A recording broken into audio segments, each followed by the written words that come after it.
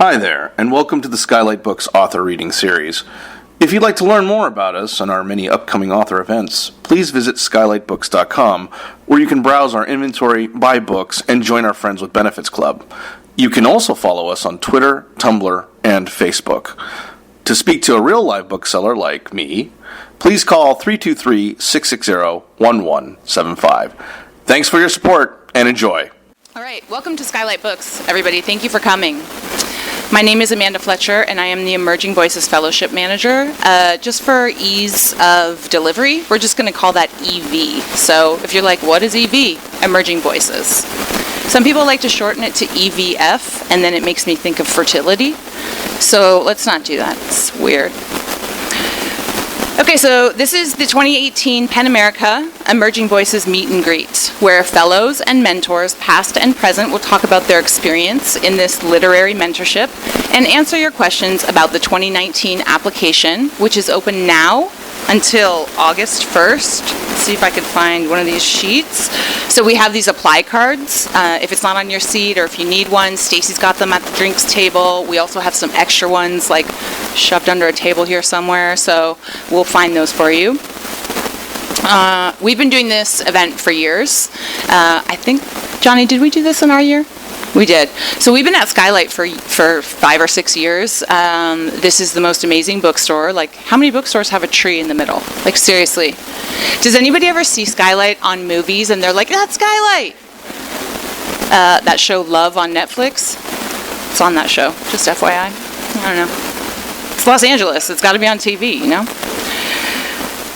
So this is the first time, though, that we'll be presenting as PEN America. So that's really exciting. And what that means for Emerging Voices is that potentially we'll be reaching a larger audience of writers that could use this fellowship. And that makes me really happy.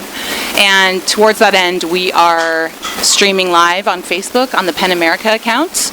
So, yeah, no pressure, guys. You'll be reading in front of the nation. But also what that means is we'll be able to take questions from all over the country. So when we come to the question and answer period, hopefully we'll have some questions from the Facebook, the interwebs. That's kind of cool. The only issue is that we accept applications from all over the country, but you do have to relocate to Los Angeles for the duration of the fellowship. So if anybody's here that doesn't live here, you need to live here from January to July-ish. Right, Jubi? Yeah, because now our final reading is August 3rd, plug for the final reading, and that is not in July, that is in August, and Jubi can't go back to Miami until after that, or he's fired. Hi, panel. What's up? Oh my God, that was so cute. It was like a... So we only have one mic tonight, and I just like, all in my head, I'm just thinking of Bernie Mac saying, 3 temptations, 1 mic. So we'll be passing it around. So that, I don't know, it's been in my head all night. So it might be kind of weird, like we have a little bit of a shuffle going on up here where I'm saying something, passing the mic off. You know, the EVs, the 2018 EVs are going to come up and they're going to read like these short essays that they've written about their experience in the fellowship. So like bear with us that we're doing like some strange dance up here at the front. I appreciate it. So we also have a 2012 EV. Came all the way here from Texas just to be on this panel. Just keep telling everyone that. It's totally not true. 2012, Johnny Alfie. Hi. Thanks for coming.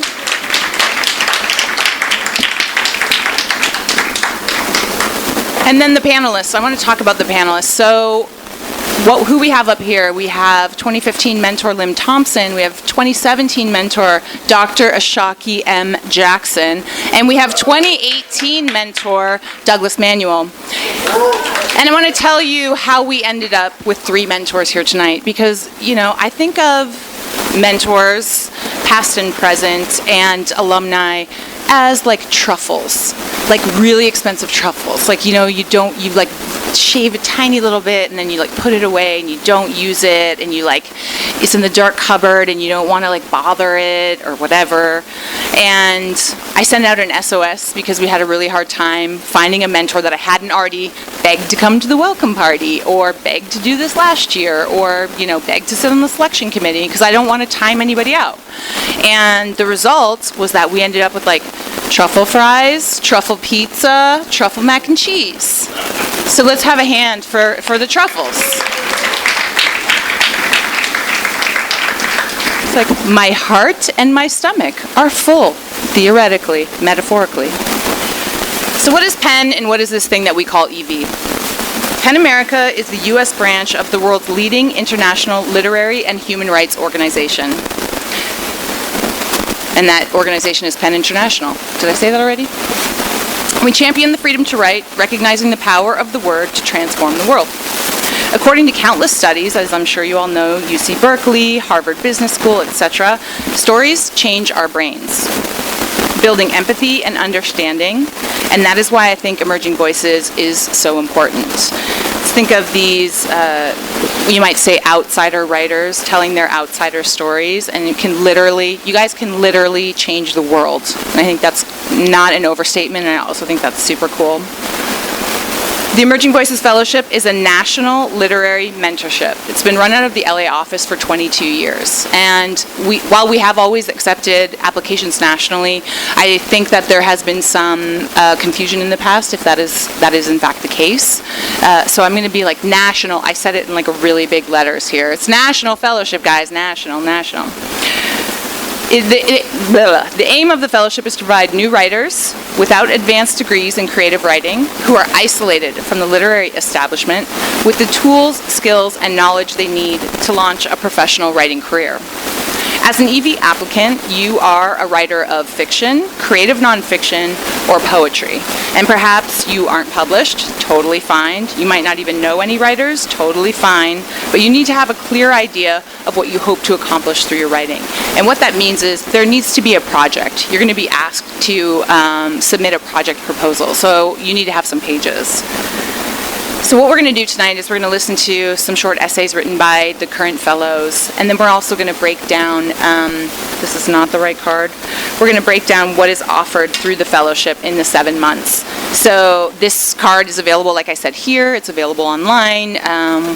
So you should be able to find these components. You receive guidance from a professional mentor, private author evenings with writers, agents, and publishers, genre-specific master classes. UCLA Extension Writers Program generously donates 2 classes to each fellow. There's a professional voice class, a submission workshop. You leave with author photos and a professional bio, as well as a succinct description of your project that we like to call a log line. There's a $1,000 stipend. You participate in a volunteer project, and there are 3 public readings where the EVs are featured, and PEN tries to make sure that we fill the room. While this fellowship continues to shift to meet the needs of new writers in an ever-changing publishing industry, these core components remain and will remain. So I'd like to start this evening thinking about what does it mean to be isolated from the literary establishment. The answer is that can mean a lot of things, and the onus is on you as the applicant to convince us that you are in fact isolated from the literary establishment. I just read Educated by Tara Westover. Has anyone read this? It's amazing. And she's at school and she's talking about, she's learning about philosophical idea of free will and this idea of negative and positive liberty. And I've been thinking about that as it relates to emerging voices. And I think that there are obvious external barriers for a lot of writers, and those could include race, class, geography, age, gender identity, visible disabilities.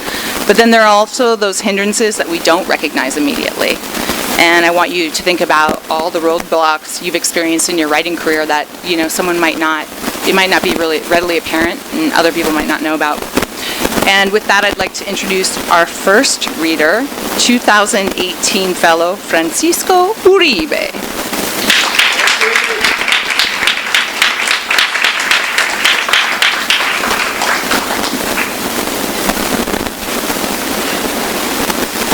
I like to think as the EVs as the Beatles, and I always said I'm the quiet one, but I've really been reflecting on it. I think I'm more like Pete Best, the one nobody remembers, because that's how quiet I am. Yeah. So here's my outreach essay. My family was never much into literary books. They read cheap paperbacks that cost less than $1. The stories were printed on thin newsprint. My mother bought a libro semanal weekly. The covers of those books often had sultry-looking housewives in tears, with titles like Limosnera de Amor, which translates to Beggar of Love. My father liked his westerns. Every time he went to Ensenada Market on Gardena Boulevard, he picked up the latest story by Marcial La Fuente Estefania. Those covers, I remember them well. Desperate men in dire straits. I found their books everywhere, in the bathroom, the living room, the kitchen. I would pick them up, wanting to read them, but I struggled. At 6 years, I was already more comfortable with English words and simple sentence. One day, a salesman walked up to our apartment and sold my mother 2 sets of encyclopedias. She didn't normally buy things from traveling salesmen. In fact, because my mother didn't speak English, she rarely answered the door to strangers. But I think my mother felt sorry for the man. He lugged the heavy books, and she allowed him to give his sales pitch. My mother ended up buying 1 complete set of World Book Encyclopedia and 1 set of the Child Craft edition. A complimentary subscription to Sue Books was included. When my father came home, he saw the books with their hardcovers and gilded pages. He knew they were expensive. We lived in a 2-bedroom apartment. In one room, my father, mother, and sister and I slept. And the other, my aunt, slept with her husband. In the living room, my 3 uncles spent their nights. 1 on the sofa, 2 on the floor. We always needed money for rent and food. My father told my mother she had to return the books. My mother stood her ground. She called for my sister and me and told us to read something from the Childcraft Encyclopedia. My father listened, not saying a word. A few days later, he built us a bookcase. In the days before the internet, those books were my window to unknown worlds and histories. They were my literature. In elementary school, I wanted to play for the Dodgers when I grew up, so I read about Jackie Robinson and Babe Ruth. In middle school, when I wanted to be a professional boxer, I read about Jack Dempsey and Muhammad Ali. I learned all I could about essays of both world wars. Now, excuse me, tearing up here, so sad. It's just a sweat. It's really, but I should have played it off, right? Yeah. Yeah. I read about Jack Dempsey and Muhammad Ali. I learned all I could about the aces of both world wars and the planes they flew when I wanted to be a fighter pilot. After reading Call of the Wild, I looked up Jack London's short biography. I wrote down the titles to some of his other books and sought them out at the school library. I did the same with Steinbeck, Hemingway, and countless others, because reading one author leads to a thrilling discovery of another. Back then, it seemed like all the answers could be found within the pages of the World Book Encyclopedia. I didn't start writing for myself until I was in community college. There, I was trying to figure out what it was that I wanted to do, and I explored many creative paths: music, painting, and filmmaking. I ended up taking all the film analysis and production classes that the college had to offer. I was determined to be the next Fellini, and I began to write down stories that someday I hope I would direct. As I began to write, I realized there are limits and restrictions to filmmaking. In writing, there are no limits. As I wrote more, I wanted more out of my stories. I wanted to be able to create worlds that would haunt, thrill, excite, and romance the reader, but I lacked the skill to be able to do so. So I began to look for opportunities to improve myself as a storyteller. When I applied for the FEN Emergent Voices Fellowship, I had taken a lot of classes on my own, but I didn't think I could ever call myself a writer. I believe there was only one mode for writers, which I didn't fit. In my mind, a writer was someone who had an MFA, had traveled extensively, and came from a privileged class. Throughout our author evenings, I came to realize that writers are as diverse in their background as they are in their approach to their craft. I still have those encyclopedia sets. I've never asked my mother why she bought them. She could not read them, but she liked it when my sister and I read them to her, even if she did not understand. She must have known that the mere act of reading would lead to something special, and it has. It led me to try and understand my own stories. Thank you.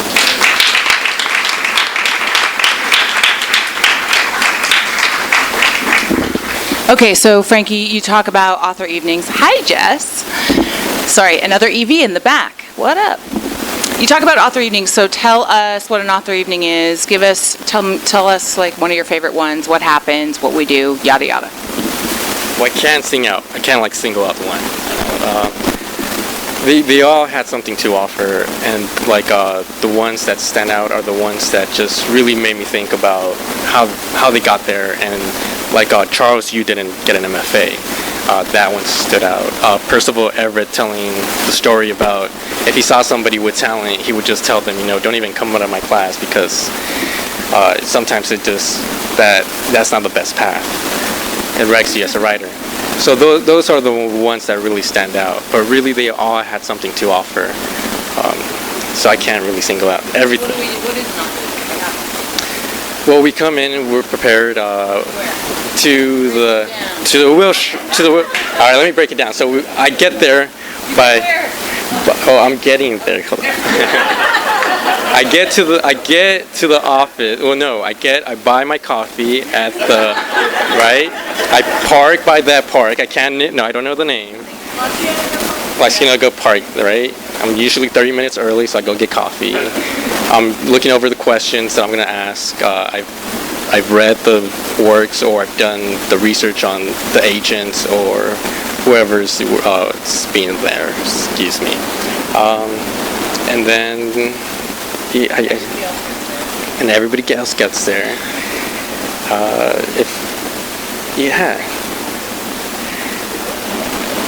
I wish I had more to say, but really, I'm the quiet one. But the best thing about author evenings is just when the author is just really honest with you, and they tell you, how hard it was to be a writer, because it is hard. They don't make it seem easy. They don't tell you oh yeah, you're gonna walk out with a fellowship with a book in hand. No, it's hard work. And so when they're honest with you and you're honest with them, that's when you get the most out of the author evenings. They all have something great to offer. So that's all I have to say about that. Yeah, thank you. Thanks, Frankie. Sorry, I didn't mean to put you on the spot. So I'm going to just break that down a little bit more. So author evenings happen either at the Penn office or often in the author's home. We meet usually on Monday nights, a couple times a month. We meet with agents, editors, local authors, publishers. If it's a writer, we read their work and we come prepared with questions. And it's an intimate setting, so it's only the 5 fellows and the visiting author, or whoever the visiting professional is. So these guys really get a chance to talk about craft on a really intimate level. And I know for myself, 2012, Janet Fitch, remember we went to Janet's house? Oh my God. What did I say to you guys, Pete, when we went to Janet's house, standing out front? Don't be weird. It's I'm always just don't be weird, you guys. Amy Bender, Maggie Nelson, Raina Grande, Natasha Dion, Dan Smetanka from Counterpoint Press. We've met with agents BJ Robbins, Bonnie Nadell, Betsy Amster, and Sarah Bolin.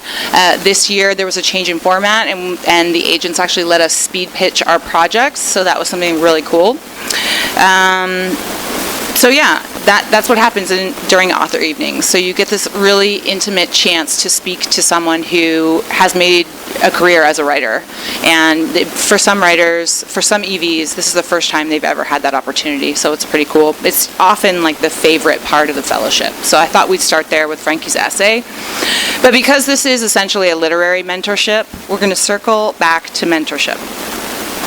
Fellows are matched with a mentor based off of many factors.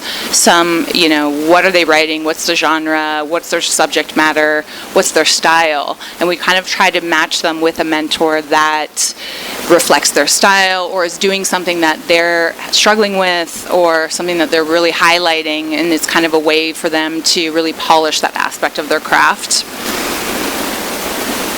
I just lost my spot. So you come to your first meeting with a list of goals, and you and your mentor sit and you discuss those goals. You get written feedback on pages that you present to your mentor, reading recommendations, and oftentimes there's a friendship that develops that you carry with you into your writing life. Past mentors have included Megan Daum, Harriet Mullen, Ben Laurie, Jade Chang, Amelia Gray, Mary Otis, Dinah Lenny, and J. Ryan Straddle. Jubi Arriola-Headley, our 2018 Poetry Fellow, joining us all the way from sunny Miami Beach. Why don't you read us a little something about mentorship?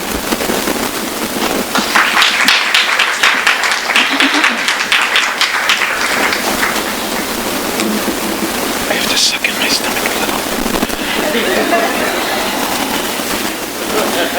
Sorry. Y'all should never put me in front of an audience again. What am I? 40 pages of poems, that's the goal we'll set for you.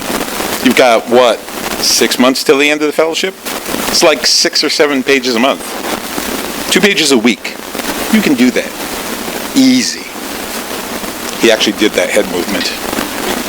My mentor, poet Doug Manuel, looked at me, waiting, I suppose, for me to agree that yes, this is entirely reasonable. 40 pages, no sweat. His expression conveying a certainty I absolutely did not feel. Maybe for him, 40 pages was doable. He was the writer, not me. What was I? If not for the PEN America Emerging Voices Fellowship, I can't imagine how I'd ever have let this sentence form in my mind, much less speak it out loud to another person. I'm a writer. Stop it. You behave. You behave. He's trying to get me to cry. I feel it. How could I be a writer, I used to think. A writer is someone who's published. A writer is somebody whose work other people want to read. I'd had these strictly production-oriented definitions of writer tattooed on my brain. That is, before I had the opportunity to sit down with Daniel Lisi, founder of publishing house Not a Cup Media, who said this to me: you need to focus less on outcome and more on process. In other words, it's about the writing, stupid. Doug, ever the supportive and against all reason perennially ebullient mentor, labored to get me to see this. I've never seen him frustrated, but I suspect there might have been 1 or 2 moments he wanted to throttle this hard-headed student, which is to say me. He got me to understand that the key to becoming a writer, first, last, and always, is to write. He got me to commit to establishing a writing practice.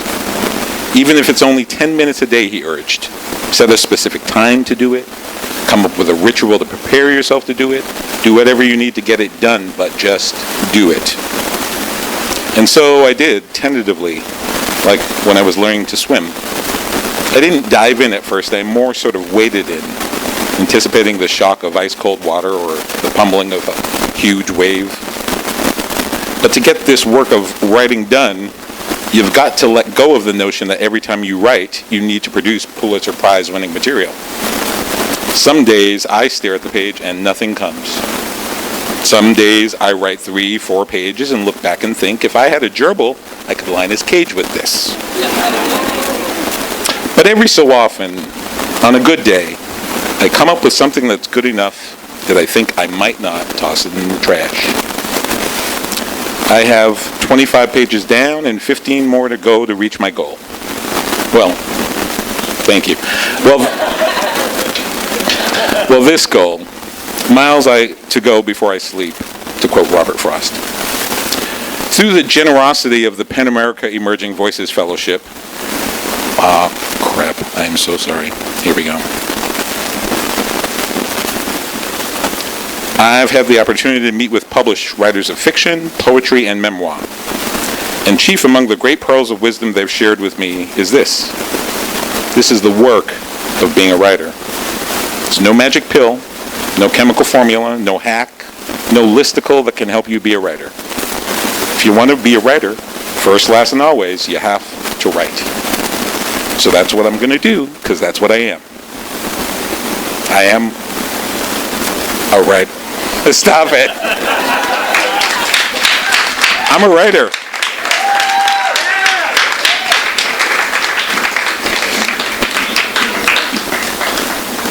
Thank you. He cried. I love it. It was sweat. It was sweat, like Frankie had the sweat. I don't like the. I'm gonna make a get off my lawn statement, and I'm like, I don't like the technology for reading off of. I get it. Yeah. Douglas Manuel has a bio as long as my arm that I will truncate by saying that he is currently a Middleton and Dornsife Fellow at the University of Southern California, where he is pursuing a PhD in literature and creative writing. And his first full-length collection of poems, Testify, it just won the 2018 IBPA Benjamin Franklin Award in Poetry. Boom!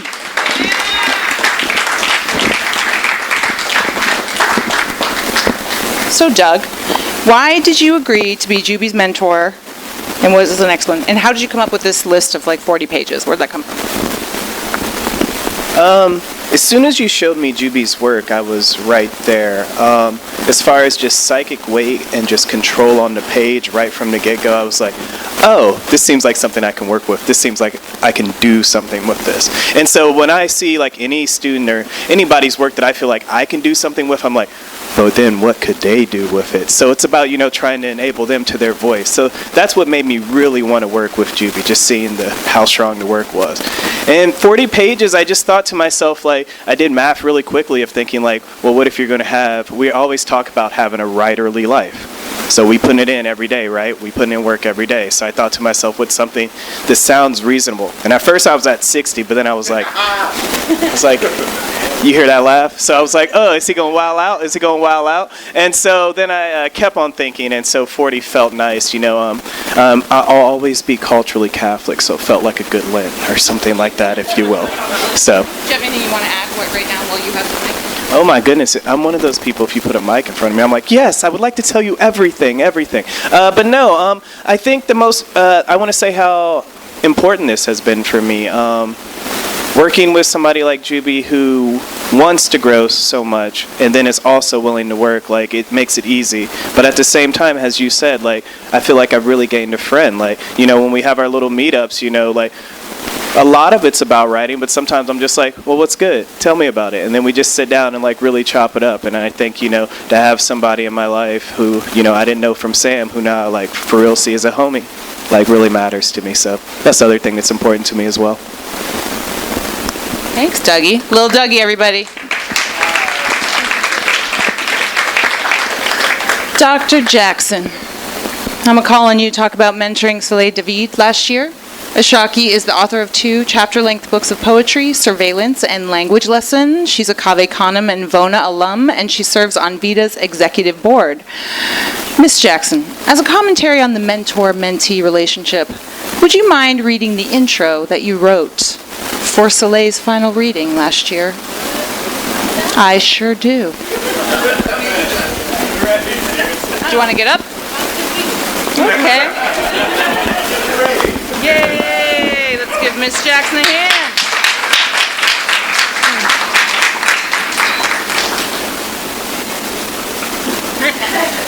Just familiarizing myself. Okay. And if she's watching on Facebook, hi, sweetie.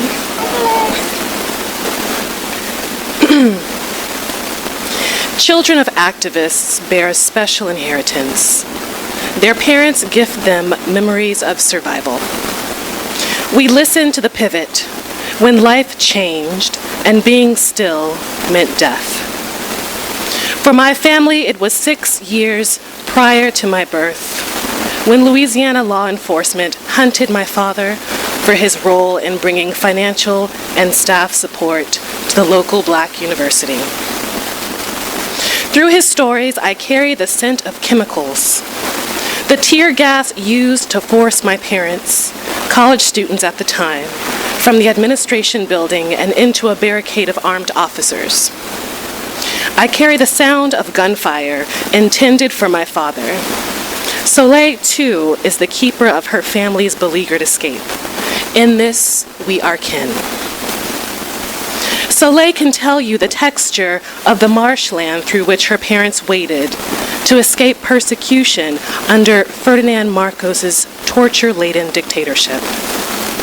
Her parents have passed down to her the hollow sound of boot to flesh, first heard as the president's men battered, then captured her father in a garden. She can tell you the scent of blooms, the time of day, and the humidity's tack. Upon reading Soleil's narrative poetry, I understood that my mentee had lessons for me. She would teach me how to craft textured yet honest memories to which our families would say, yes, that is how it happened. These memories would become clean and artful despite their blood. They would be strengthened through her coursework and program instructors' guidance on how to echo her parents' accounts. Indeed, Soleil's work is familiar. It speaks to oppression and distrust, a well-dressed and inept government, an uprising, all quite relevant to each of us in this space. In the safe space afforded by Penn Center USA and the Emerging Voices Fellowship, she experimented with the type of truth-telling and calling out for which her parents might have lost their lives. But oh, how comfortable she has become during the program year in speaking her family's mind, with a lushness and resistance that only the Philippine landscape can reflect. Both the cicadas and guns have a song for the trees. Bruises bloom among flowers. She gives us easy language that comforts and rebels, much like the mendacities of her parents, much like the mendacities her parents told her siblings while fleeing the country. 2, she gives us biting questions without answers. She asks, what does it mean to be so ready to flee a country you would die for? I'm going to try this in her dialogue. And Papa, akala ko ba matapeng tayo, e bakit tayo tumatakbo? Or Papa, aren't we courageous? Then why are we running? The memories of survival are rhetorical. After a year of cleaning memories, Soleil carries what she ought. What, as children of activists, is our responsibility, if not to tell these stories again in the most prolonged protest, a written one? And then it's my pleasure to introduce my kin and teacher, Soleil David.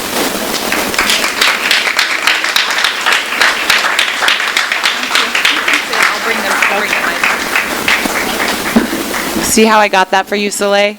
That was for you, girl. But honestly, I feel like this is something that we've just started doing in the last couple of years, is that we've asked the mentors to write, 300 to 500 words to introduce their fellow for the final reading. And it's just so powerful and beautiful and amazing. I feel like it's like, okay, thanks, Ajaki, next. But seriously, can you talk a little bit about the idea of the relationship being reciprocal and how you learned from the fellow as well? Thank you. I think first I should characterize a bit of my work. It's definitely about loss, the closeness of kin, processing death, mortuary rites. So it's been a long time since I've actually heard it from someone else and I'm not giving the grief. I mentioned to someone earlier that I'm known in my writing collective as the sad one. The one who's going to make you cry, and I'm pretty consistent with that. But to hear Soleil reach into her family's history and to process not only the panic of the escape, but also the the tenuousness of losing loved ones and giving narrative to that is something that I did not necessarily consider. I am so much in my feelings about the loss and the panic that I didn't hear my characters.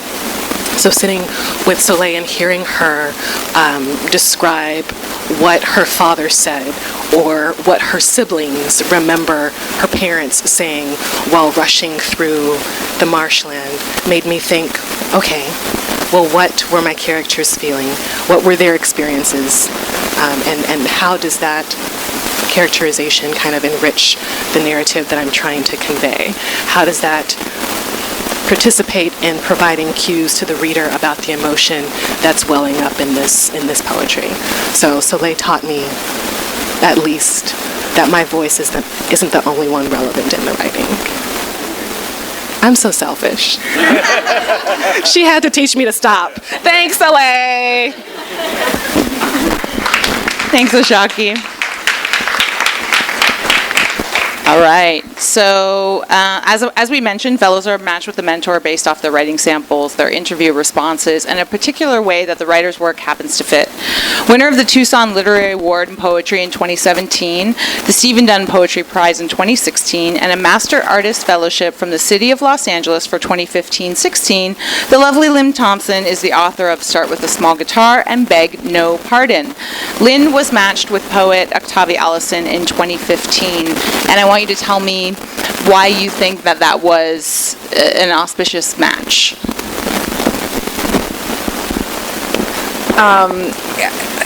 Octavie was a good reminder for me about how nervous we all are about being perceived as writers.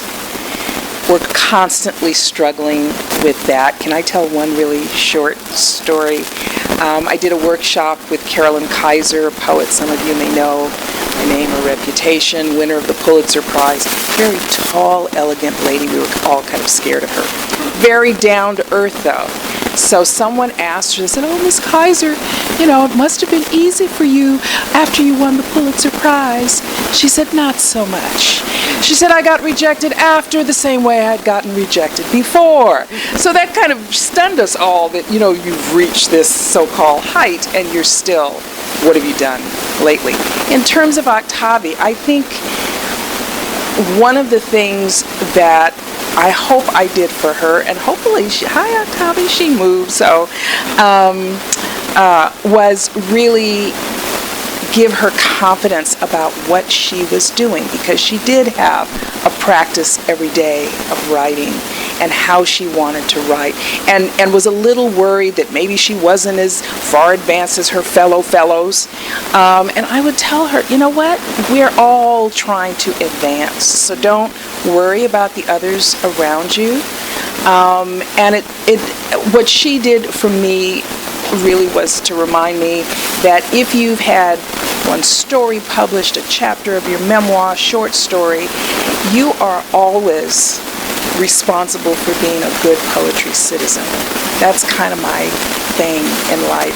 People have helped me every minute of every day with my writing, and I so appreciate that she taught me, don't ever forget that someone who thinks you've done something, which of course I hadn't really done anything, thinks you have, and so to the extent that helps them, that's your job, is to help them. So I really think part of the pairing for us was for me to do my job, to help her with confidence, and she reminded me, that is your job. For that time that you're not writing your 40 pages, and you go, duh. Seriously. Oh my God. You know what I said. Is to do that. So I think that was the exchange that we had. Thank you, my three temptations. My truffle temptations. I love that you said that there's a space for all of us, because it leads us into Angela M. Sanchez's essay. Each mentor-mentee relationship is very unique, and I will say Angela has a particularly unique relationship with her mentor, who is 2013 EV Liliam Rivera. Liliam has decided to look at Angela's entire manuscript, so you never know what can happen. Don't get your hopes up that that'll happen for you. They're only required to look at 50 or 60 pages, but you never know what could happen. Right, Angela? You look terrified up there. All right. Both of them are like the most overachieving people I've ever met in my life. They're like the perfect match. So let's have Angela come up.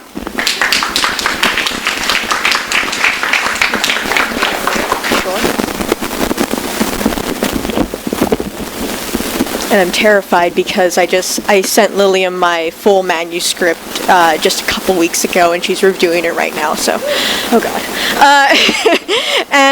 So again, Angela Sanchez, and just a quick plug: my children's picture book, self-published, Guthrie and the Egg, is carried here at Skylight Books, and it deals with some of the subject matter I'm going to mention in this personal essay right now.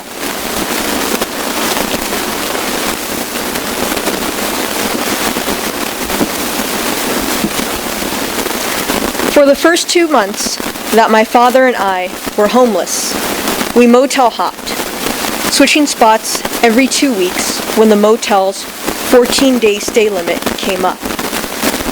Since none of the shelters in my hometown took men and children, or teenage girls in my case, the motel stays meant I could continue going to my high school. One of the lessons being homeless taught me was to make the most of what you've got. These motels offer two things I never had at home: Wi-Fi television and cable TV. When I started high school, I got way into Japanese comics. Like any manga fan, I wanted to consume as much as I could. Having cable meant I could watch the animated adaptations of my favorite comics. This was before YouTube and online streaming services were popular. And Wi-Fi allowed me to find my way into the online manga fan fiction community. It quickly became my portal into another world, distracting me from the daily fear of whether or not my dad and I had a place to spend the night. As I read, I picked up on the writing techniques of the most popular fan fiction authors, their realistic dialogue, plausible scenarios, and the vivid details. After reading a simple flash fiction piece for the very first time, I thought, I could do that. It seemed reasonable enough to give it a shot. Maybe not a whole story, but a snippet. Little steps. After getting a home again, after college, I transitioned from writing fan fiction to developing my own work. But I didn't know where I could submit my writing for the feedback it needed.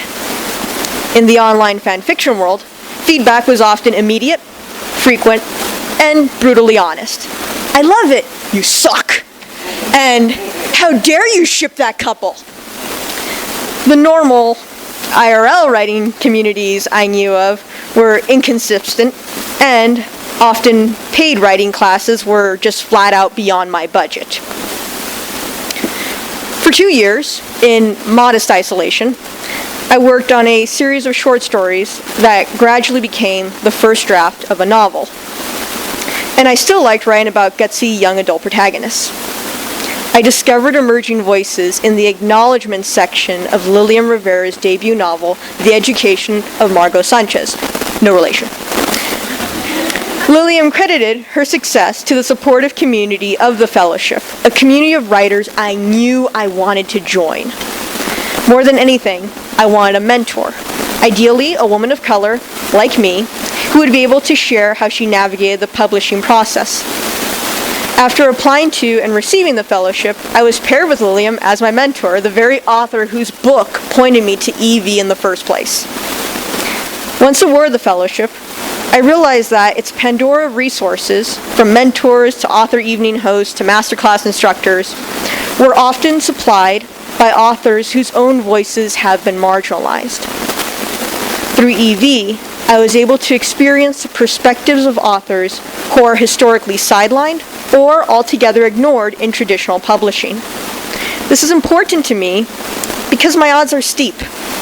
Last year, the Cooperative Children's Book Center found that Latino authors account for under 3% of published children's books, despite Latinos comprising nearly 20% of the U.S. population. With the feedback from Lilium, UCLA classmates, and fellow emerging voices, thank you guys, I've begun transforming my stitched-together short stories into a fully cohesive novel. Following the fellowship's conclusion, I plan to stay immersed in the writing community, and there's so much to do, share, and participate in.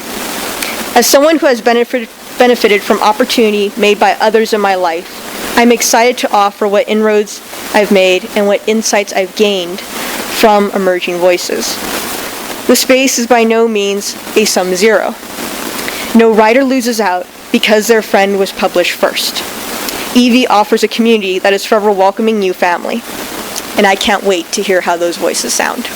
Thank you.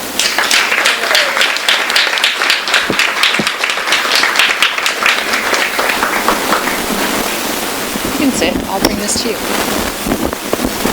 So I don't know if you guys have noticed, but I'm like playing off the components of the fellowship from their essays. See how tricky that is? It's like weaving it through. So who's taking classes at UCLA Extension Writers Program? So expensive. I love you, UCLA. You're the best. So it's really kind of amazing that they donate to the fellowship a full-length 10 to 12-week course and a one-day workshop. So Angela, why don't you tell us about your UCLA class? Sure. I feel awkward, though, not facing everyone. Yeah. Let me see.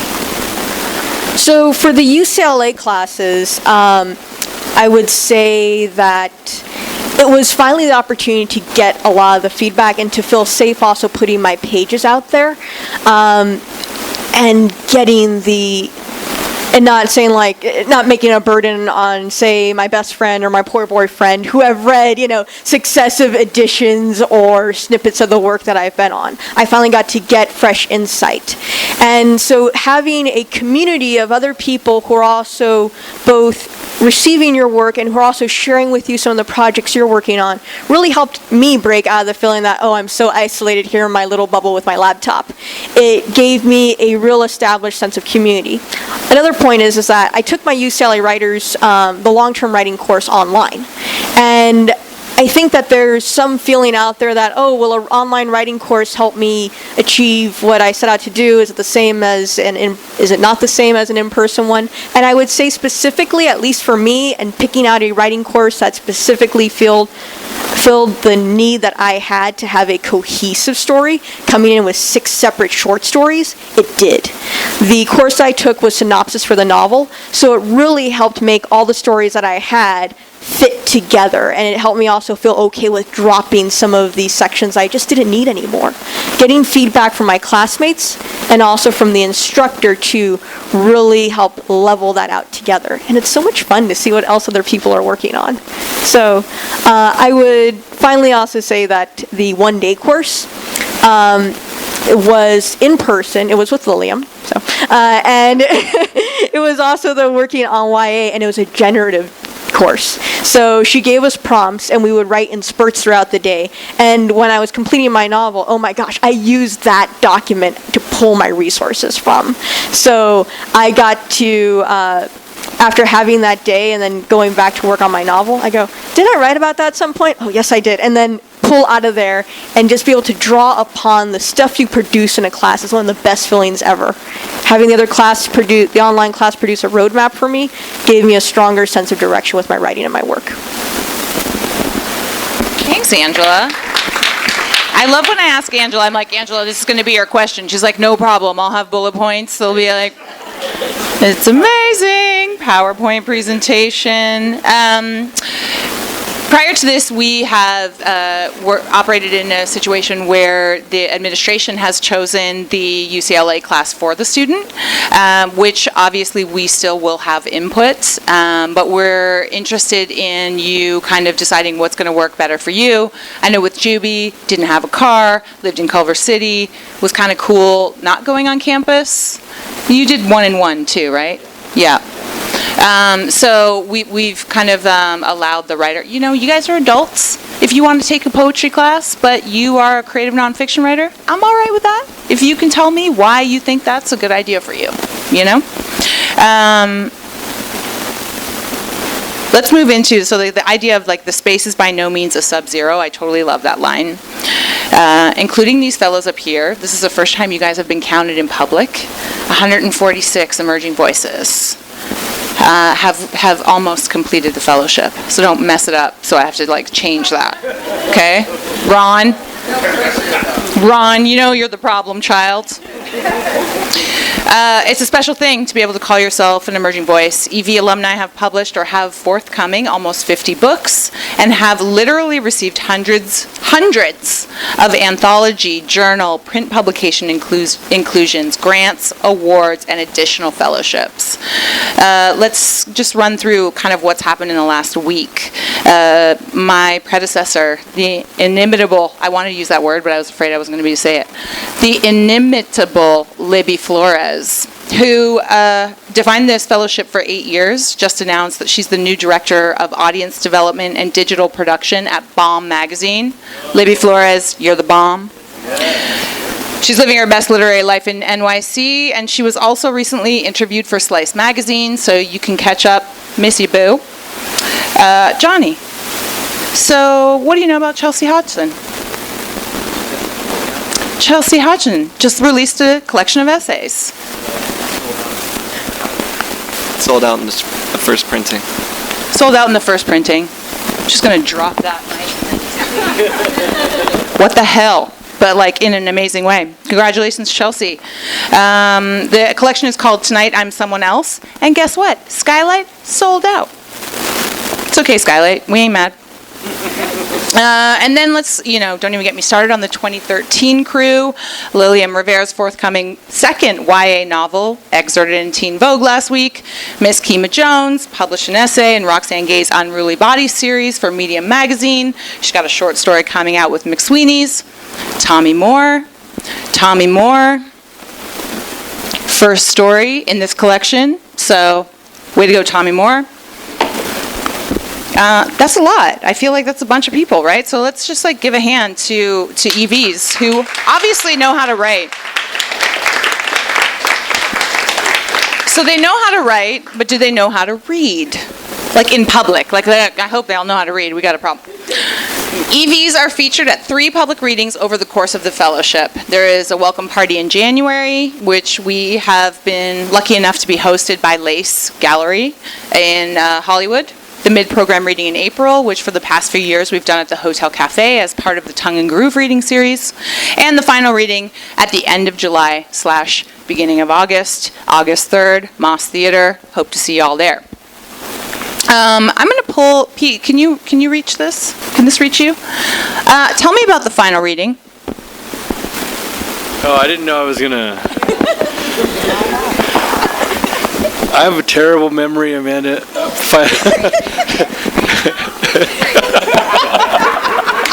No, the final reading was... Oh, okay, I remember. It was at... I'm not sure where it was at, but it was at Skirball Center, and it was... Yeah.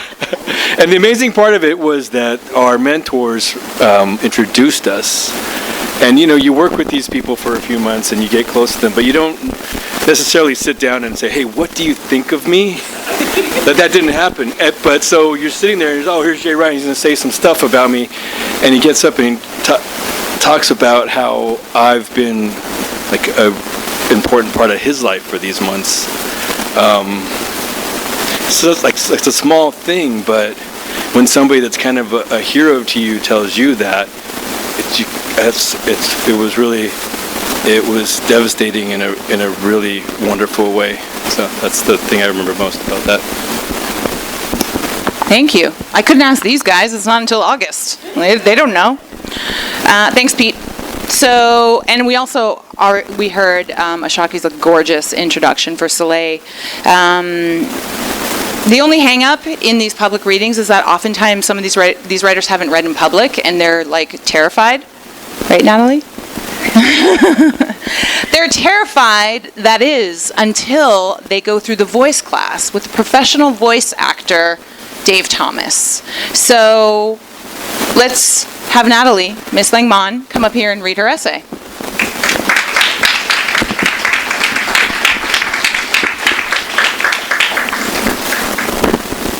Still a little terrified. Are we good? Okay. As a Mexican-Filipino East Indian teen, I felt most comfortable in silence, scribbling words into notebooks, hoping my classmates couldn't see me. In the 9th grade, my cousins and widowed aunt came from India to live with us. I buried myself further in reticence as our tract San Fernando Valley home evolved into a revolving door for Punjabi-speaking Sikhs. When it was time to apply to colleges, my parents couldn't afford to send my cousins and I away. So I ended up at a local university where my department chair told me, "You are a writer, you need to write." I thought that meant applying to graduate school to write papers and then to teach. Throughout grad school, I sat in seminars with sweaty hands and a palpitating heart. The curse of silence followed me. An American autobiography, I connected to silence voiced on the page. Rereading Maxine Hong Kingston for the 3rd time, I identified with a narrator who walked between memories, between cultures, between hyphens. The narrator's mother slices her frenum so she could speak any language with ease. My tongue stuck, but something shifted in my mind. Reading Kingston, I realized I carried a story to tell, that perhaps I could write story if I couldn't talk it. After finishing but feeling like I failed at grad school, I started writing classes and programs. One night while browsing on the web, I came across Pen Emerging Voices and pushed it in the back of my mind.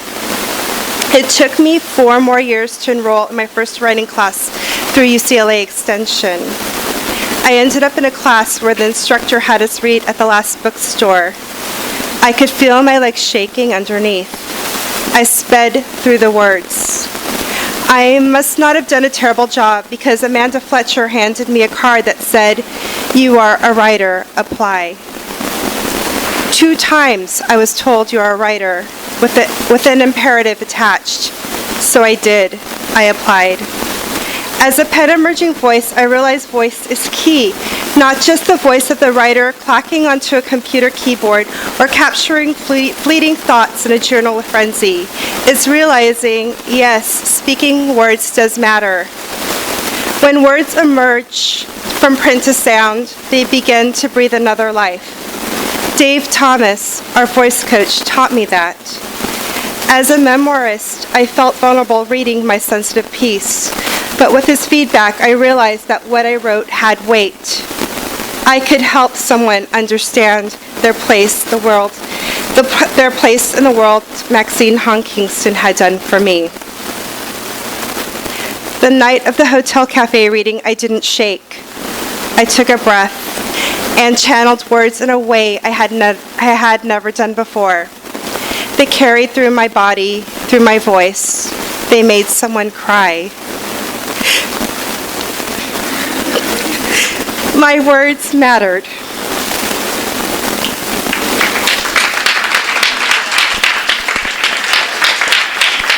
Thanks, Natalie. Emotional. I bet you guys didn't think it was going to be this emotional. You're like, we came to hear about this fellowship, and everyone's crying. Like, what's going on? Everybody's sweating. So crazy. So if you've ever heard a Home Depot commercial, NFL Network commercial, BMW, NASCAR, you've heard Dave Thomas. This person is incredible. We've been working with him, I think, probably for 10 years.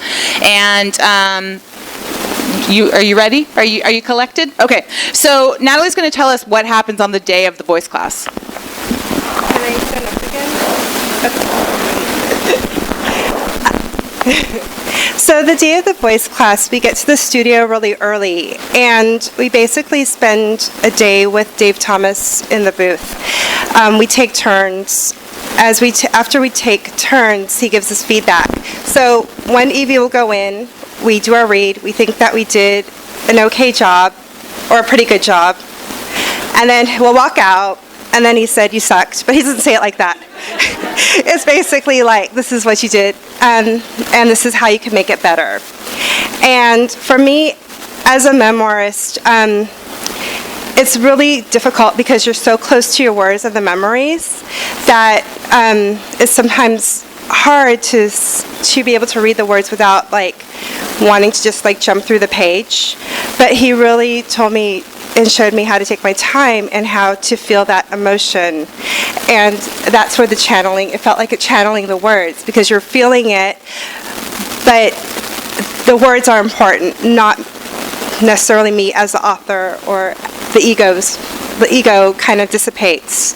And he was really helpful in learning that process. Thanks, Natalie. Okay, so we're going to move right along to masterclasses. After completing the UCLA extension courses, the Emerging Voices Fellows are enrolled in a genre-specific masterclass, and what that means is that they get to workshop each other's pages. Our masterclass instructor for prose is Alex Espinosa. Yes. Oh, Alex, your kids are they miss you. And F. Douglas Brown has been teaching our poetry some iteration. Yes, you clap. I only have one hand. Has been teaching some iteration of a poetry masterclass, and we've kind of spent the last 3 years kind of trying to figure out like what's the best way to make that work when we only have one poet. And unfortunately, for the last few years, there has only been one poet. So we want to make sure that that person gets as much attention as possible. Jubi, do you want to tell us about your masterclass and like what happened and how it worked out for you? It was wonderful. I feel a little blessed, actually, because as one poet, what PEN America has helped do for me is identify other poets in the community. So it's another way that PEN gets to help sort of pay it forward, pay it out. We were able to invite a couple of other poets to be in class with me, and honestly, my favorite thing about the class is F. Douglas Brown. If you ever get a chance to take a class with F. Douglas Brown, you should take a class with F. Douglas Brown. He's just so engaging and has a different way of teaching poetry than a lot of classes I've been in. But also, the quality of the other poets just embarrassed me, honestly. There were days I was like, I brought what to class? So it really helped me raise my level and I think produce better work. So it's one of the, I think, most important aspects of the fellowship, that opportunity to get to work and fine-tune your own poetry, but also learn how to workshop, because it's a skill, I think. It's not something that is innate. You got to learn how to workshop effectively. Yes. It's weird when you only have one hand. Do any of you guys want to comment on Alex? You do. I know you guys do. 2017, Shinnerine Wodum is... Oh, it's okay. I'll also give a cosign to everything Jubi said about F. Douglas Brown, because I took his master class last year, even though I wasn't a poet. And that's where I also first met Doug Manuel. So that was really a wonderful blessing of the class. For Alex, we had a really wonderful experience with him because there were 4 prose writers. And so we actually each just got one day dedicated to our work out of the month. And it was really amazing. Aside from his just knowledge and his awareness of craft and his ability to give insight into your own work, he's also just the best person. He's really just full of kindness and thoughtfulness, and really is just an amazing, amazing, amazing resource for the program. Thank you. I think now is when I'll drop in like the promo for the Emerging Voices podcast. Look for that. The first couple episodes in the next month or two, and our first guests, Alex Espinosa, F. Douglas Brown. Look at that. Look what we did there. All right, so let's move along so we can ask you guys can ask some questions. Let's return to that idea of literary isolation that we started with, and community, and what that means. I think it's kind of apparent when you see this panel and you see how everyone interacts with each other, and that this is like a literary family. Yes? Does it seem like that? We're not doing a good job of showing that? I'm sorry. I'll try harder. Many writers come to the fellowship without knowing other writers. Some have never met one. Angela never taken a class. Yeah, you couldn't afford classes. What are you going to do? This is an expression of literary isolation, just one of them. Vital aspects of being an emerging voice are the relationships that develop within your cohort and beyond. 2017s never go anywhere without each other. If there's one, there's at least three, and the only reason the other two aren't here is because they don't live in Los Angeles anymore. Love them.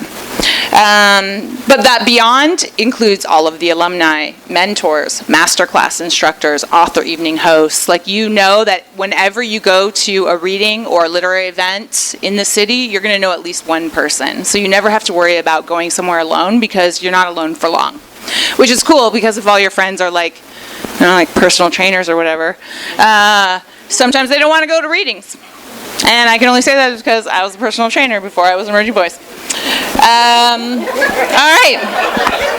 True story. Angela touched on this idea of community at the end of her essay, but I think Sir Ron L. Dowell, snazziest dresser in the world, did an amazing job of talking about this in his essay. So let's hear from Ron Dowell.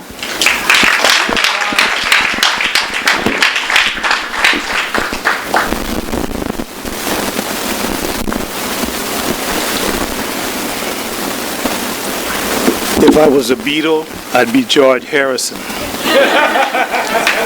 And that's because he sung My Sweet Lord that was written by Billy Preston. So it was after he was a Beatle, and I still play that today.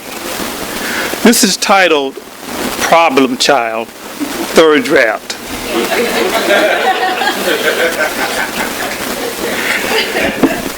You grew up in Watson, Compton, California. Your childhood was blessed only with Compton's encyclopedias that your mom bought from a door-to-door salesman. The literary world didn't come to your side of the 10 freeway, but baseball cards, DC Comics, and Mad magazines did. Those mags, Star Trek, and 007 sparked your interest in fantasy and fiction. Something shifted at 14 as you watched from atop your baseball backstop sanctuary, stores surrounding your public projects home burned in August 1965. Later you read Greenleaf's Spook Who Sat by the Door, which eventually led you to read Franz Kafka, and this bug is trying to get me to eat him. And I will if he's full of protein. There was Zora Neale Hurston and Octavia Butler.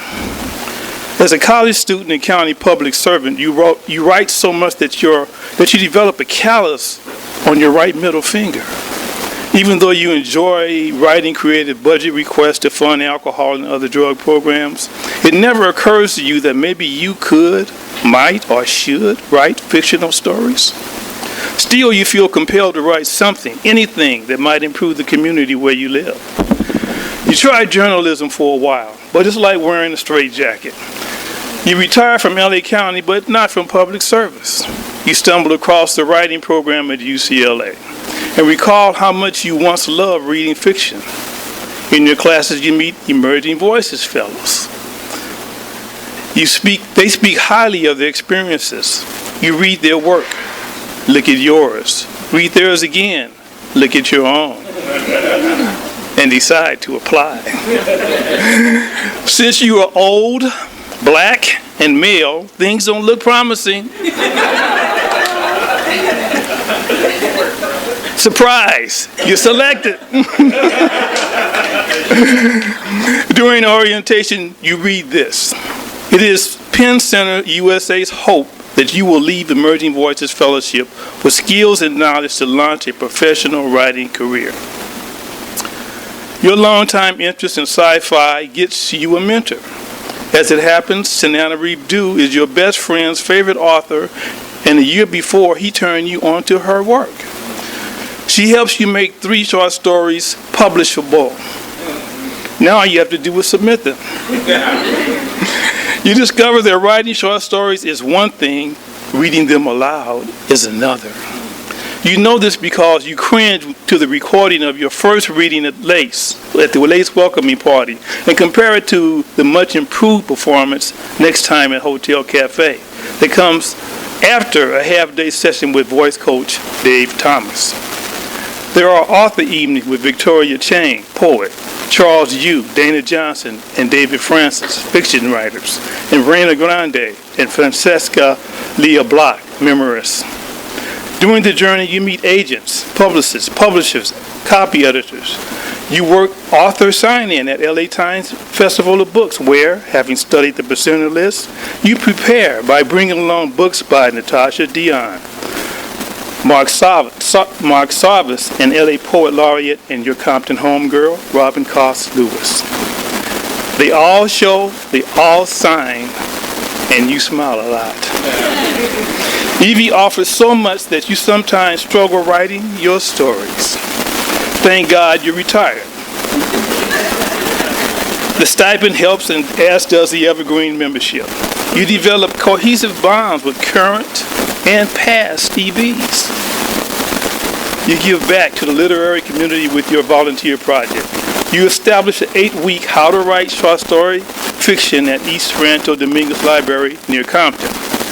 Participants have stories to tell that won't otherwise get told. It's important to you that they are plugged into the literary scene in LA.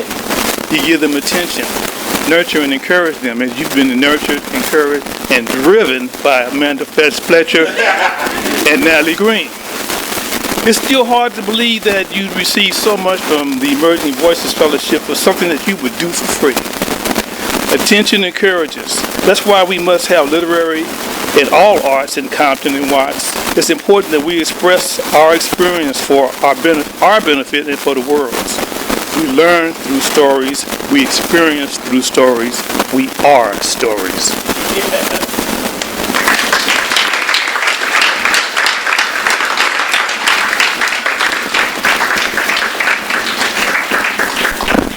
Thanks, Ron.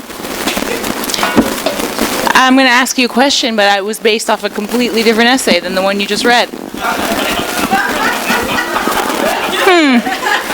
What's that about? Yeah, right. Okay, we'll talk about this later.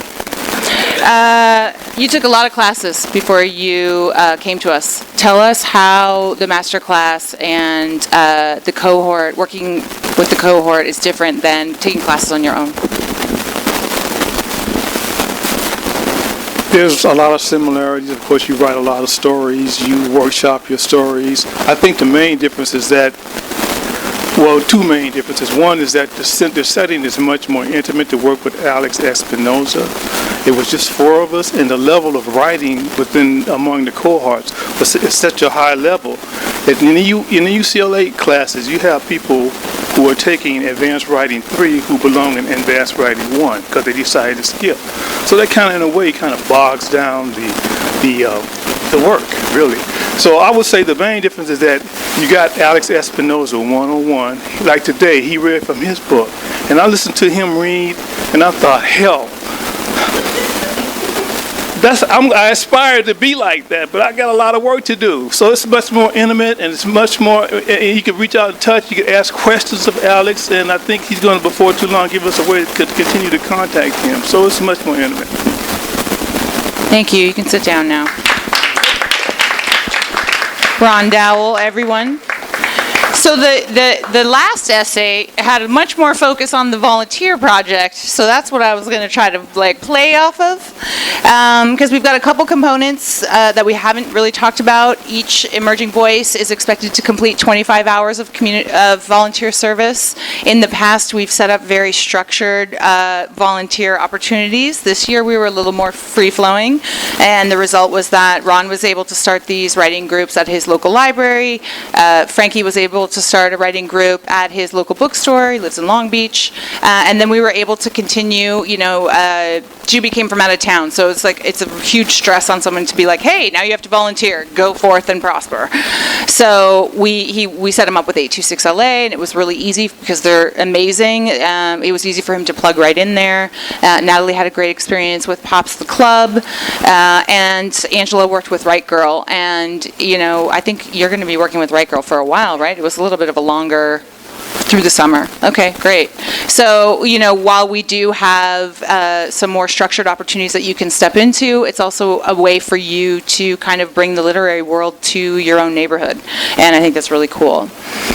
Each emerging voice is offered a $1,000 stipend. I know that's not a lot of money, but the other components of the fellowship that you are awarded, I think, are, to sound like an American Express commercial, priceless. We also got some extra funding this year, so we were able to give each EV a little bit of extra money. And, perhaps maybe I found out last night that we got that funding again. So, yeah, thank you. Pasadena Literary Alliance, we love you. So we have one more thing that I want to talk about because people ask me all the time. I just sat on a panel in Pasadena for Jervy Turvalon. How does EV relate to an MFA? So you can't have an MFA, you can't have a minor in creative writing if you're going to be an EV. We want people that have been isolated from the literary community or establishment, so that means they don't have advanced degrees in English, that perhaps they've taken classes but they're not really sure how to knit those stories together to a cohesive draft. A lot of EVs, though, go on to get MFAs, and we're going to bring 2012 EV Johnny Alfie up to the stage. Woo! He's also a musician, so he's used to this. Tell us about getting your MFA, where you got it, how the two things compare to each other. Sure. I think it makes total sense that you can have an MFA to apply to the EV Fellowship. I feel like it was a very natural progression, and I feel that I was a lot more prepared for the MFA than I would have been had I not done the fellowship. Workshopping is totally a skill to learn. Jubi said that, right? Yeah. So I was, and also knowing that I don't like doing public readings. I learned that during the EV Fellowship. I did not volunteer to read at any of the events in my MFA, so that was funny. But I went to Brooklyn College, so I studied with Joshua Henkin, Donnell Mengestu, and Ernesto Mestre Reed, and they were all incredible teachers. Yeah. The workload is a lot more extensive than what you would do in the EV Fellowship. You read a lot during the EV Fellowship. You read an ungodly amount during the MFA.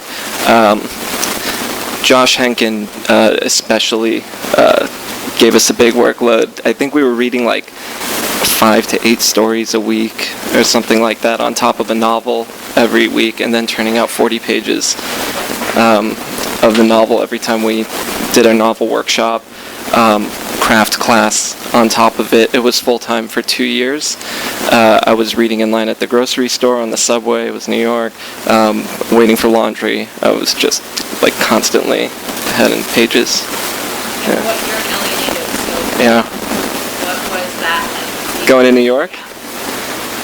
I lived in a brownstone with a verbally abusive, chain-smoking, bedridden lady named Susan, and I had bed bugs when I first got there. I was miserable, but it's potential subject matter for when I'm not so close to it. But I love New York. I think everybody should spend a few years in New York at least. I think there's an education in that alone. It's different.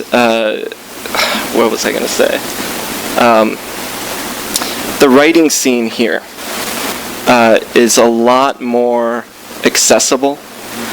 And we were talking about, my cousins here, we were talking about on the walk over, coming to a reading in Los Angeles, you see like the whole writing scene, and you see familiar faces, and everybody knows you, and you say hi, and you catch up. Ozrin was a 2011 EV. She got me to apply to the fellowship. We workshopped together before the fellowship, and like here we are, and it's just like it was before when we were workshopping together and learning how to write. So yeah, it was great. What else? What did I learn? Okay, so after all this, you become a part of a scene, and you interact with other writers, and you learn how to be gracious with other writers. I feel like right now, after all is said and done, when the fellowship ends, you wonder what to do. When the MFA ends, you wonder what to do. There's only one thing to do, and that's to keep writing. You learn that there's not a right way or a right ideology to follow to be a writer. There's not a certain mold you have to fit to be a writer. As long as you're honest and you're writing the truth. One thing about the MFA, I liked it best when it treated writing as a science, and it, broke down sentence structure by the syllable. Second person, how that, caters to your story, how it might hurt your narrative. Flashbacks, like really going into depth with that, I think was the most valuable part, and I think that it turned me into a better reader. So for those reasons, those are the reasons that I'm happy about the MFA. And there are a lot of essays that criticize the MFA for trying to turn you into a certain type of writer. I think that could be true if you're not true to yourself, and you have to know what your value systems are, and you don't always have to succumb to popular opinion all the time. You could find the truth in what lives inside of you, and then stay true to that, because that's the only thing that you have to hold on to once you're done. Yeah.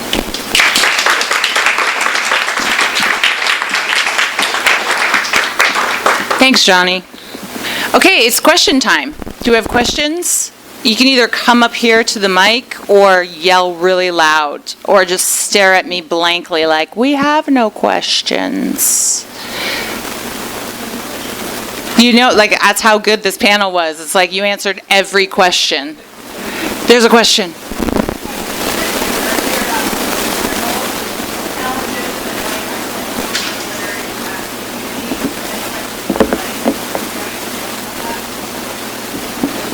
Do you want to speak to your internal challenges? Yeah, you're allowed. No, sit down. We don't want to hear about your challenges. Shut it. I think that can mean a lot of things. I have been trying. Daniel Lisi, who I quoted in my essay, that's Daniel Lisi of Not a Cult Media. Hi, Daniel. I spent a lot of time editing myself, and before I tried poetry, I tried nonfiction much less effectively than Natalie, because you can't tell nonfiction without telling absolute truth, right?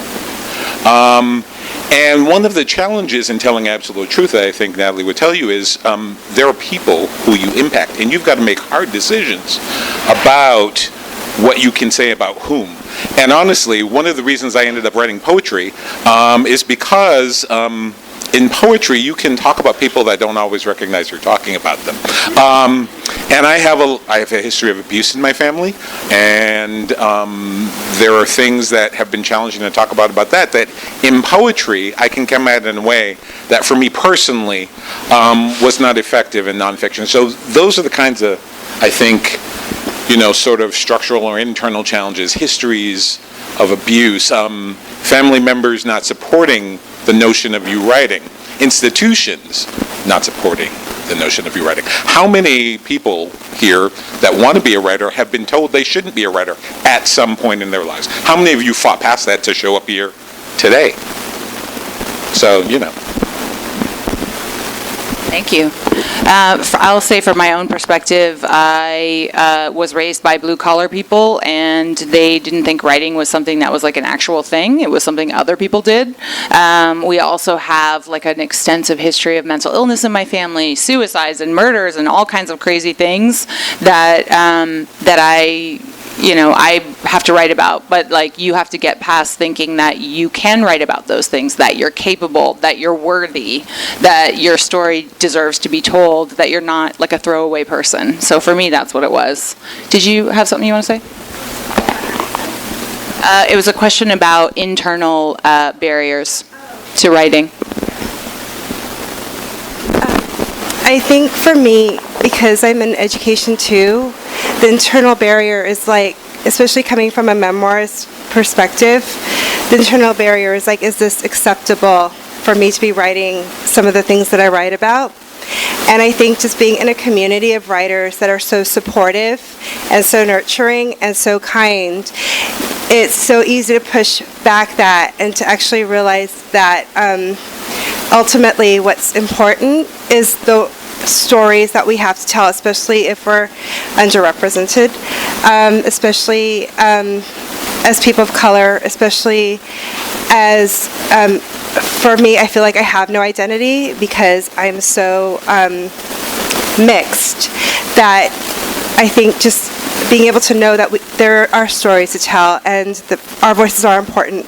And ultimately, if somebody sees or hears something that I wrote, I think just the bravery of putting words out there is the higher level and higher path of living.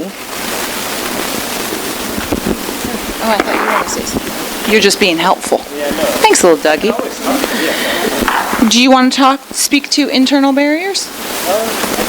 Okay, great. Again, I said earlier, I always talk if given the opportunity. Put a mic in front of me. As somebody who writes in a quote-unquote like post-confessional vein of poetry, like I definitely felt that kind of restriction as well. And I think that you have to understand that, like, even with the memoir, the truth of the story is more important than the truth of what happened. And so being able to try to define a big T truth, I like to talk about big T truth versus small T truth, and trying to find a big T truth moment in it, I think is the most important thing.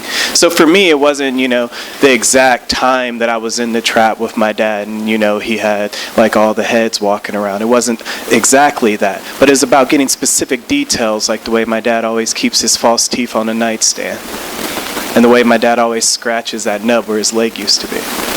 So those are the ones we need, but we don't need like the whole. So that kind of made me feel a little bit emancipated. So I think as far as like those kind of internal barriers, I think just knowing that like you're trying to tell more than the truth. That might sound weird, but I mean that. You're trying to tell more than the truth. And when you can understand that, that's when you start getting that deepness, that vertical writing that I like to talk about instead of just horizontal writing. Thank you, sir. I know. So lucky. Do we have another question? Yeah. Do you need this?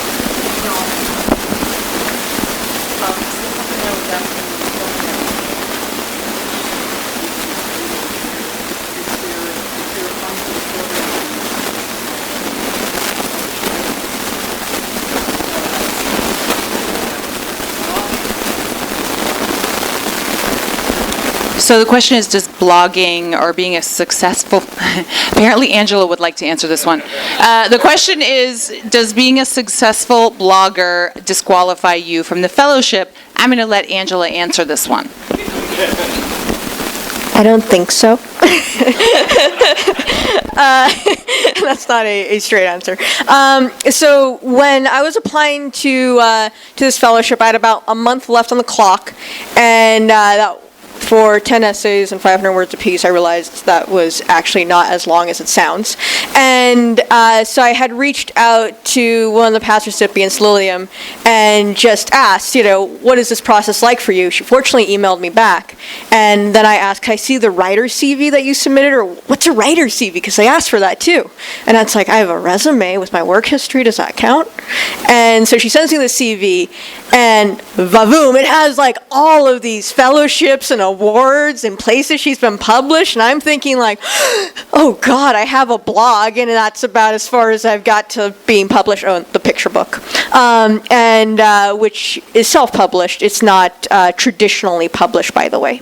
So my fear was that I didn't have enough writing creds to show that I could qualify for this fellowship, to which Lilium assured me that that's fine. They want to see that you haven't been published widely. That's okay. And so to your question about is having a successful blog, does that count you out? No, in the sense that you are online, you are visible, and that's wonderful. However, it doesn't necessarily mean that you've been traditionally published, you don't have an MFA, but it shows that you're also making the effort and that you have a desire to be in this space. And I think for EV, that's what they're really looking for. They're looking for desire to join a community and a consistency in your writing. Angela M. Sanchez, everyone, our newest employee at Penn America. Basically, I think that you need to, I said basically only once. Yay! I use a lot of adverbs. You need to have, I can't even talk now because I just made that joke. Just remember that you are being compared to however many other applicants. So your lack of access or isolation, if we're looking at applicants that are just as talented, those things will be compared to each other. And if you already have a large following, if you have more publications than someone else, if you're already kind of making your way as a writer as opposed to someone else who's really struggling, who's at a similar level of talent or skill or, completion or like a place in their career, there's a possibility that person would be chosen instead. But that should not dissuade you from applying because you don't know who you're going to be up against. Okay? You don't look satisfied. How could you not be satisfied by that crazy answer? It was amazing.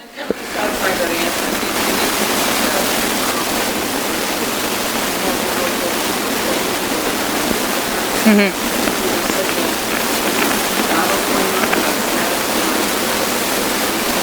Mm-hmm.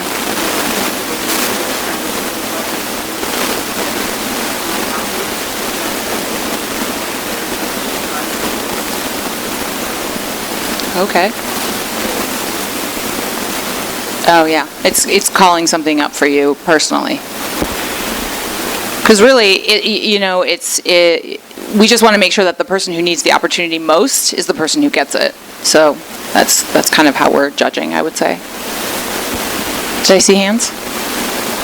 Do you guys just want to eat the plantains and drink the vodka? Yes. No, we do not. And last year and the year before. Right?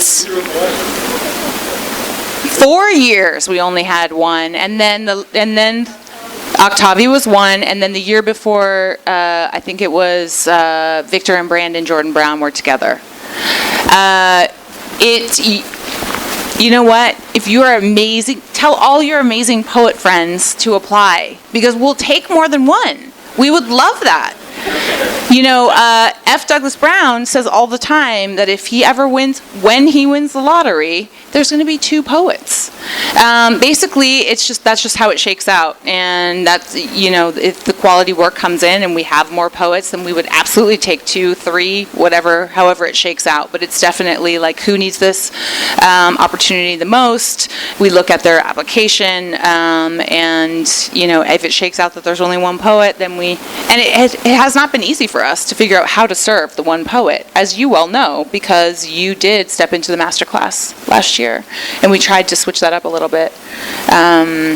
So it would actually be better if there were 2, because everybody needs a friend, right?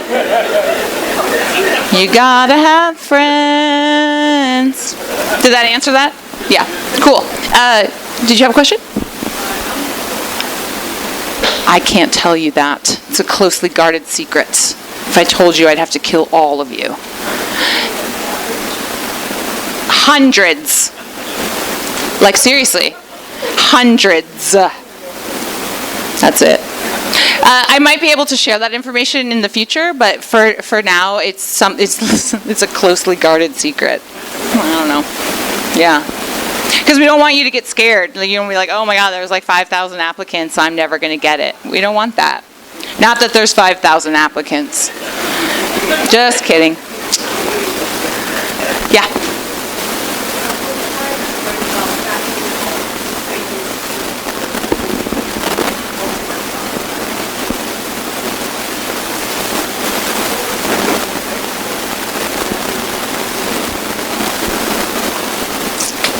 Like, is this topic of the zeitgeist, and that's why this person should be an EV?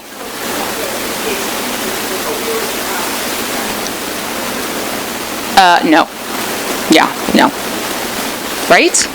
That just seems real wrong. Yeah. Yeah, yeah. Yeah, no. We'll take all those stories. Bring them. Yeah. Yes.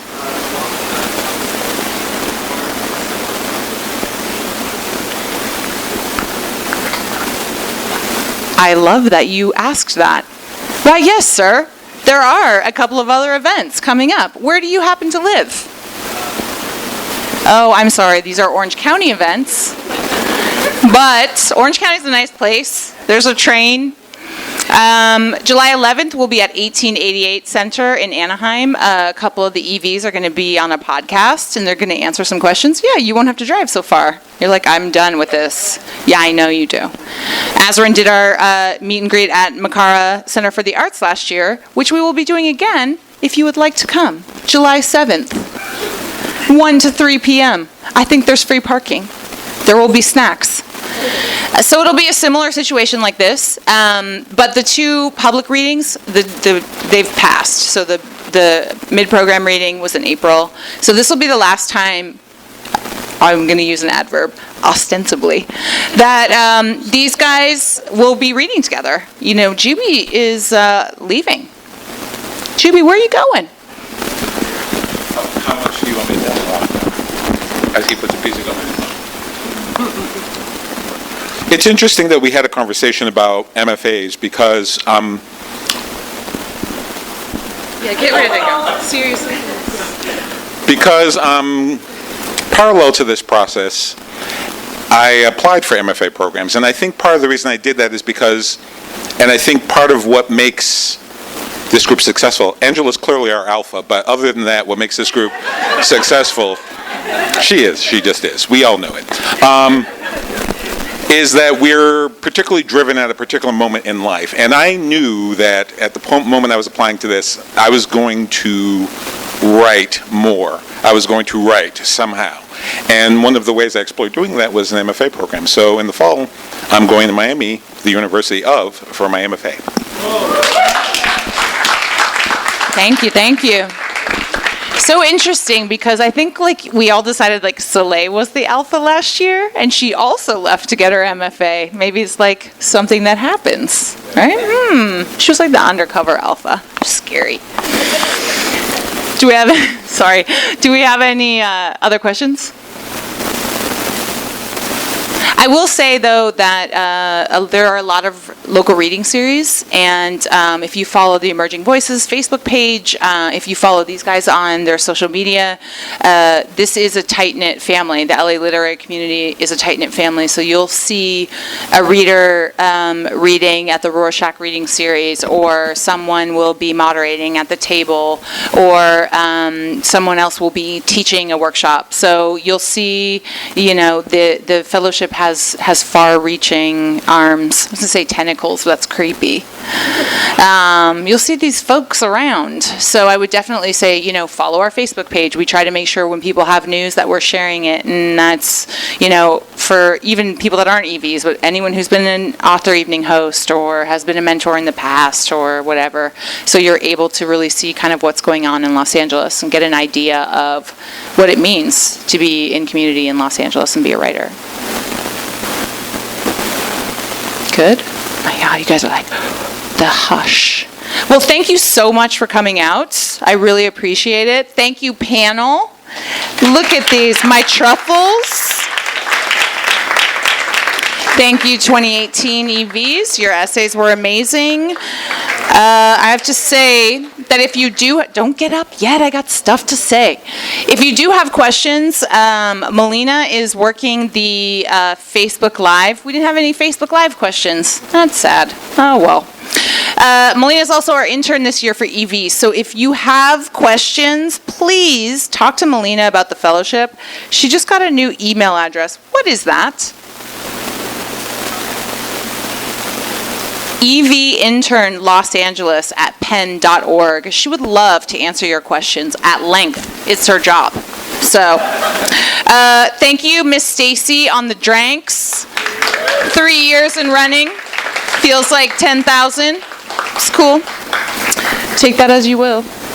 Love you. Miss Natalie, thank you so much. Natalie Green in the house.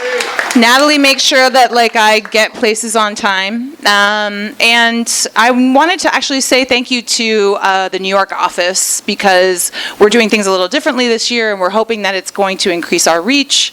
And we get to talk to all of those people, the comms team, Naji, Michelle, give me some names. Anush. Yeah, that's good. All right, Julian, thank you so much. And if you have any questions, please mingle. It looks like there's some vodka. Come up to somebody. Johnny, 2012 EV. Thanks for coming from Texas. Rain, 2012 EV in the back. Thanks for coming out. 2017 EVs. Jessica's circling. Pete, Shinnery. Azrin, 2011. Yes, this is a fam, guys. So grab somebody and talk about the fellowship, okay? Thank you, Skylight. Yeah. I did at the top, Lynn. I did. I can't thank you enough, Skylight Books. Thank you. Thanks, everybody. You've been listening to the Skylight Books author reading series. Don't forget, you can listen to this and all of our other great podcasts at skylightbooks.com. Thanks again for stopping by, and we hope to see you soon.